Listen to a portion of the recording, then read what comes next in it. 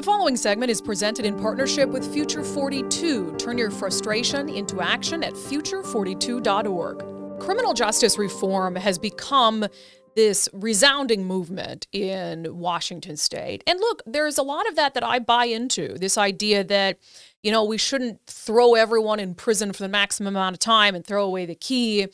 This idea that we need to allow people to be rehabilitated and to be able to have productive lives once they're released from prison, to try to clear barriers, barriers to housing, barriers to employment, barriers to voting once they're out of prison, because those are all the things that can help them stay on or get on a good track and stay there. So I do believe in those things. But I also believe that sometimes the state goes a little bit too far in this idea of criminal justice reform and giving people second chances. And the Tacoma News Tribune had a story that was very revealing, that showed an example of the types of people that the state is willing to employ. This story has to do with Western State Hospital hiring a man who had multiple felony convictions, including pending felonies that the state knew about when they hired him to work at Western State and to work closely with some of the state's most vulnerable citizens. So here's the story in the News Tribune, the headline: Records. WA hired ID thief, heroin dealer to treat mental patients. He stole their money. The story was written by Sean Robinson with the Tacoma News Tribune. He joins us now on Undivided. Sean, welcome to Undivided. Thanks for being here. How'd you get your hands on this story? Was it a hot tip or a... It was the most mundane thing. All news outlets have a news tips account via email, and we have one too, just like everybody else. And the Department of Health sends out news tips every couple of days, sometimes more than once a day. And it's an email called Suspensions and Revocations, and it just lists healthcare professionals by county. So they sent out that standard thing, and I noticed one back in September, because I always scan it because I edit most of the time, more than I report now. And I always just check to see, okay, is there anybody local in here? And I see Pierce County, and I see this guy, and I see, money's been stolen from patients at Western State Hospital. I'm like, wow, well, that's different. What's going on here? Surely someone has written about this. And no. And then I'm like, okay, well, now I got to find a little more. And was this guy charged with a crime? And no. And I'm like, okay, what is this? I have to go find out now. And that rabbit hole just kept getting deeper and deeper and weirder and weirder. Yeah, good for you, because those are the little emails that are easy to skip by, but good journalists, they find those little nuggets and just run with them. And that's what you did here. It's a really interesting article to read. And similar to you, I'm sure when you're looking at it, there's just so many layers that keep revealing themselves where you're like, how did this guy work for the state for so long? So first, just to get it out of the way, and I'll offer my opinion on this story after this interview, but, I don't believe that people should be, one felony and you're done and you can't ever hold employment again. And certainly there's got to be room for second chances. But tell me a little bit about Mr. James and kind of his brushes with the law before he even worked with the state. First of all, I'm glad you said that, because I'm kind of of the same mindset. Second chances are good. Redemption is good. I want to believe in redemption. I don't want people to be, condemned forever. But there's that, and then there's just putting a bottle of bourbon in front of a recovering alcoholic. So I ran this fellow's record, meaning Mark James, and it was quite long. Went all the way back to the early 90s. A lot of drug offenses, a lot of theft, forgery, sometimes charges kind of combined or were consolidated. And so not every single one of them led to a conviction, but there were 22 felony convictions prior to his hiring. And they weren't, they weren't violent offenses. But they were crimes of what's called moral turpitude, which is a kind of a term of art within the world of healthcare and employment. where you took advantage of the situation you were in, and he had done that. He'd forged his checks on his employer's name. He had, been a user and a dealer. The most recent convictions before he was hired were a set of forgery and ID theft cases dating the original incidents dating to 2006, and then the courts kind of, crank it along into 2009. And that was what the state was looking at when they hired him in 2017. And my first reaction, again, I was still not all the way down the rabbit hole, was, oh, okay, well, maybe he lied. Maybe he hid it somehow. And then it's like, nope, they ran the background checks and picked him. And to your earlier point, it's not an instant disqualifier. If he had had sex offenses, I think, they probably would have DQ'd him instantly, but he didn't. But he still had these basically moral crimes.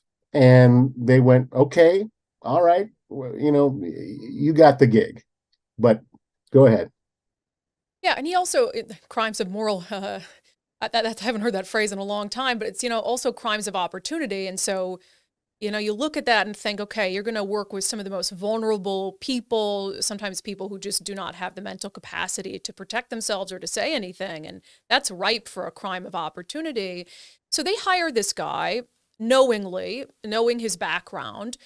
He also had some pending cases at the time of his hiring out of Oregon. Is that correct? Can you explain that?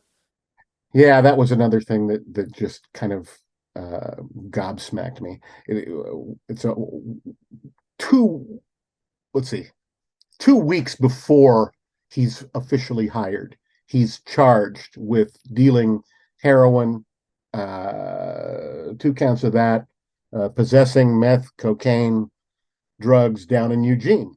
And a week before he's hired, he's in the Pierce County Jail on a fugitive warrant out of Oregon.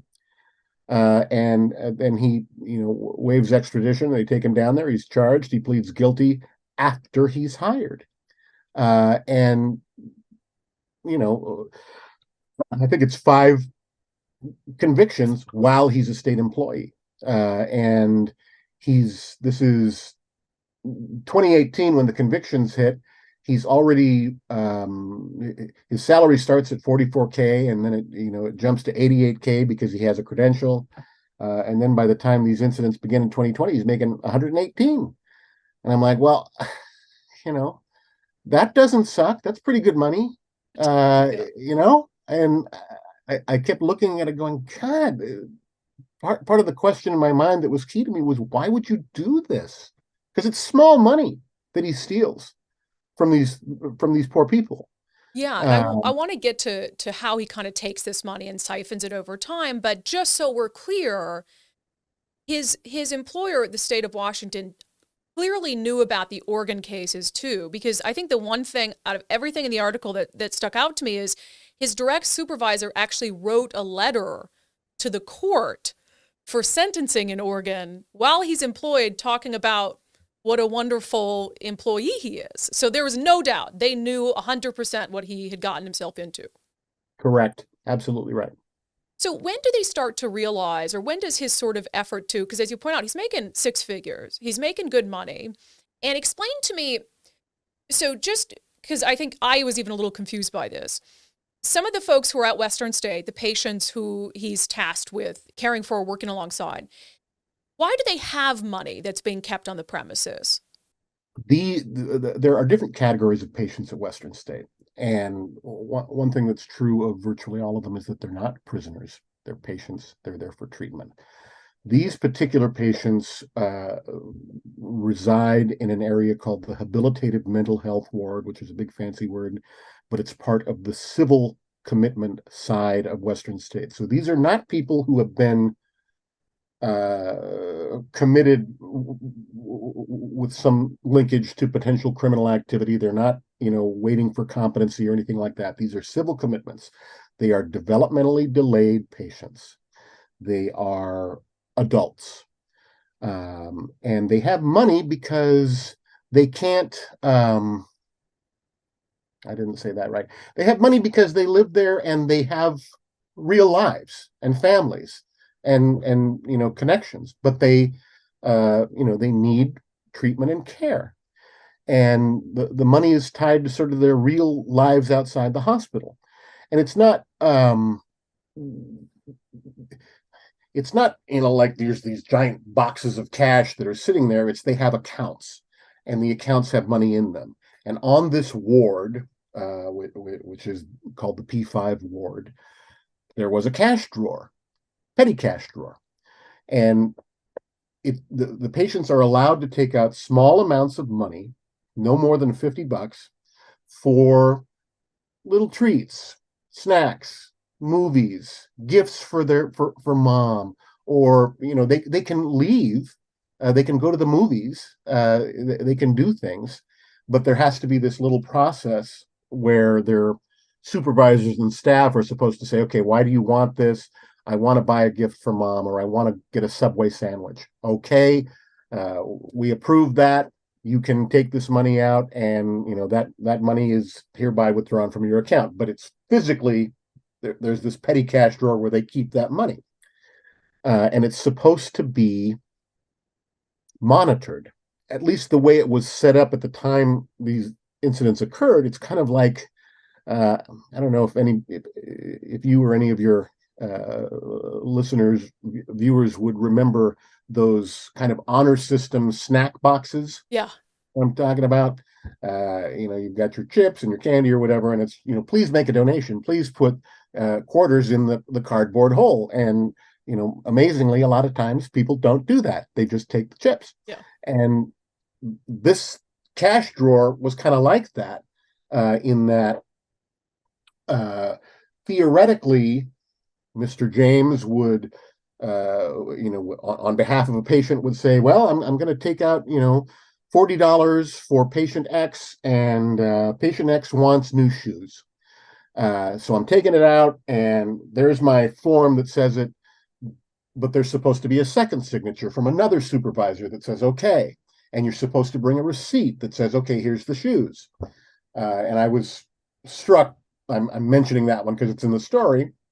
There's one particular patient who had special shoes, and Mr. James takes out money in $40-$50 increments 4 times in 2 weeks and says, this is for shoes. And later the investigator goes and talks to the patient and says, did you the patient is known for having these special shoes, and they ask the patient, did you get new shoes? And he's like, no, I've had these for a year. And it's like, okay, that doesn't look like very strict oversight. No. And we'll get to kind of how what they're gonna do, the changes moving forward. But what is their first indication that he's been stealing money from these patients? Somebody does. This is buried deep in records, but it's someone discovers in, I think, February of last year, that these accounts have money missing with no correct record to say why. And so they conduct an audit at Western State, and they find, oh my God, this has been happening over and over and over. And there's 13 different patients this has been happening to. And, who took the money out? Oh, okay. And so they go through this process, and they're like, wait a minute, this is all tied to one person. And there were some indications where he was taking money out for people he did not supervise directly. It would just be someone's name, like, well, you don't work with Mark. How come Mark's taking out money for you? So that internal audit, so to speak, takes place, and then there's kind of what looks to be a little flurry of administrative activity, and then they confront him. And the exact date of that confrontation is not clear to me. It's sometime in March of 2021. By that time, he's been withdrawing these small sums for 9 months. And they take away the access that he has and say, okay, wait a minute, now we're going to run an investigation. So I think one of the things that kind of bothers me throughout, I mean, there's a lot of things. You're taking advantage of these people who, can't fend for themselves, and that's just horrible. But, you've got this guy, comes into the hiring process, 22 felony convictions. When he gets hired, he's got pending felony convictions. He gets convicted of those. They write a letter on his behalf. It's crimes of opportunity. He's working with the vulnerable. And then they catch on to this, and they don't, and perhaps you can explain why. They don't fire him. They don't put him on even paid leave. They put him in the kitchen. Is that correct? For 7 months? Yes, this is true. By his own account, that's what he describes. And I interviewed the deputy CEO of the hospital. That's what happened. So the basic thing is, not just for this employee, but any state employee in theory, you get accused of doing something wrong, and then there are these rules tied to the labor contract that says, okay, we can't just fire you until we prove it. So while we look at it, you get to do something else, but we're going to take some kind of a step to at least separate you from this crime of opportunity, as you're calling it. And, so you can go work in the kitchen while we figure this out. But it takes a long time. Well, and is there anything precluding, obviously, and I understand the labor laws and stuff, and I think until you can do an investigation, it's not fair to just fire someone outright. I mean, that doesn't make a lot of sense either, but why not? Did anybody explain why it wasn't like even leave with pay? So he's out of the building, away from those people. The only thing I've got is this repeated assertion that, well, employees have rights. We cannot just suspend them in the absence of findings. Crazy. That's crazy. That doesn't make any sense to me that they wouldn't get him out of that building. So you got to speak to Mr. James. It sounds like you guys had a conversation. I don't know if I'm assuming that was over the phone, but what did he admit to, and what was his level of remorse, if any, for what he had done? He didn't admit to anything. He didn't deny anything. He was very cagey, and I did manage to track him down. I did talk to him over the phone. He is in Oregon now. I had been kind of poking around trying to find him because that was the one question I wanted to ask. Why would you do this? But he didn't admit anything. He said, "Oh, well, I was a scapegoat. There's a lot of corruption out there. They didn't charge me," which is true. They didn't charge him. I went through the background checks. I'm not a violent guy. I'm not a sex offender, which is true. He's not those things. They knew. Yes, they did. And, I had my degrees. I have a graduate degree. I have these credentials. I am not a bad guy. I hope they do just fine. I wish them the best. And understandably, he's not going to, when he's talking to a reporter or any stranger he's never met, just flat out admit to a crime. Yeah. But it did surprise me that he kind of tried to say, well, everybody's corrupt over there, and I was just the dumb pawn. Yeah. Oh, okay. So I mean, he does have a point that they did hire him. I don't blame the 22-time felon for seeking employment. I mean, that's kind of on the state to decide, are we going to hire him or not? Their eyes were wide open to the situation, but obviously I blame him for allegedly stealing from the patients there. You mentioned there were no charges. Why? Because there was, according to your article, an investigation. Yes, there was. So DSHS, which is the oversees Western State Hospital, which is a subset of that agency, Department of Social and Health Services, just so we understand the acronym. They ran their internal investigation.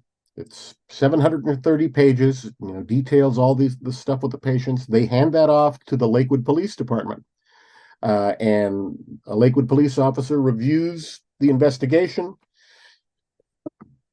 looks at the evidence, talks to Mark James, talks to staff at Western State, and says, well, I think there's probable cause for first-degree theft here. And he says that because the amount stolen is over the threshold for that charge, which is a felony.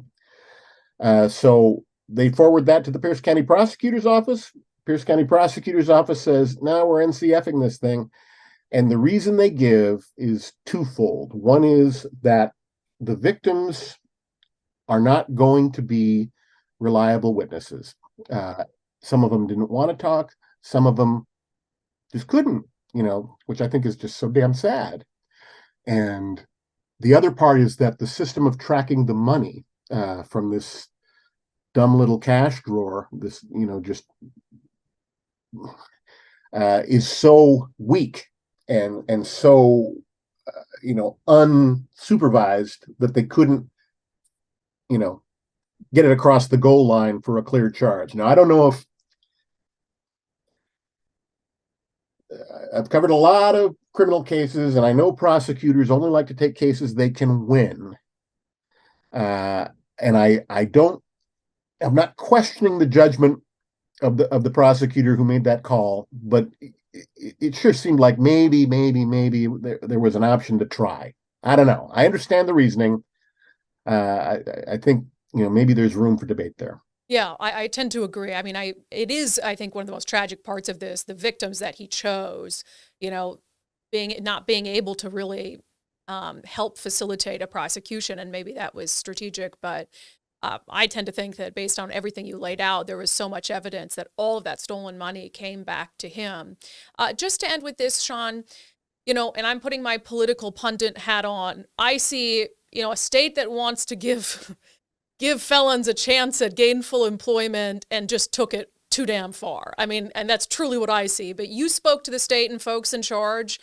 Do they acknowledge that this was a bad hire? Are they going to change anything moving forward? Yes, they acknowledge it was a bad hire in the sense of saying we're not in any way saying this was a good hire. We're saying the process. We're not saying the process was followed correctly. Now you could argue, okay, well, it actually looks like you did follow the process correctly. It's just a bad process. But they are saying it was the convictions sent red flags up. The decision was made further up the food chain by the chief operating officer at the time, who was since retired. The deputy CEO who I talked to says, we are making sure that we watch for these red flags, and we're not going to let this happen again. Mea culpa. And it's kind of rare, frankly, when you get someone that far up the food chain to just fall on their sword, so to speak, and say, yeah, we screwed this up. I think the one other factor that is worth mentioning here, not just the second chance thing, not just felons, but this particular job, this particular place, it's really hard to hire people for it. People don't want to work there. People don't want that job. That's been true there for a long time. Western State has always had difficulty hiring people who are qualified to do those jobs because the patients are difficult. It's hard. And, it's not the easiest thing in the world to do, even though it arguably pays well. So I think that is also a factor, is they were desperate for people. Yeah, I think that's a good point. Although, you said they're going to look out for red flags. Like, how many red flags were there? 27? Which felony was going to be the brightest red flag for them? Oh, that's government, though. Sean, really good stuff. I really enjoyed reading this story. I don't think we see enough stories like that out there. And so good for you for spotting this one and for digging deeper. So thanks for coming on the show. Thanks, Brandi. So now that Sean has given us the sort of journalistic facts and details of that story, let me just offer my opinion on all of this. I feel like anyone with an ounce of common sense, if they really cared about having quality individuals serve in these roles around our state's most vulnerable citizens, would have had some serious hesitation in hiring this man. I also just cannot get past the fact, again, as I said earlier, I believe that we have to have second chances for folks. I believe we have to let folks be rehabilitated and have a chance at getting their life back on track. But there's a difference between that and hiring someone with 24 felony convictions to be around vulnerable people. And not only that, to be around vulnerable people, to be consistently given promotions, to have your salary go from $42,000 to $120,000, to then be caught stealing, not to be fired, no criminal charges, no criminal conviction, and you just get to go on your merry way like nothing ever happened. And the one thing I can't get past, and the one thing I keep coming back to in my mind, is, well, Mark James is gainfully employed with the state, making six figures at the very same time the state of Washington is firing people for not having the COVID-19 vaccine. You tell me what world that makes sense in. The preceding segment was brought to you in partnership with Future 42. Turn your frustration into action at future42.org.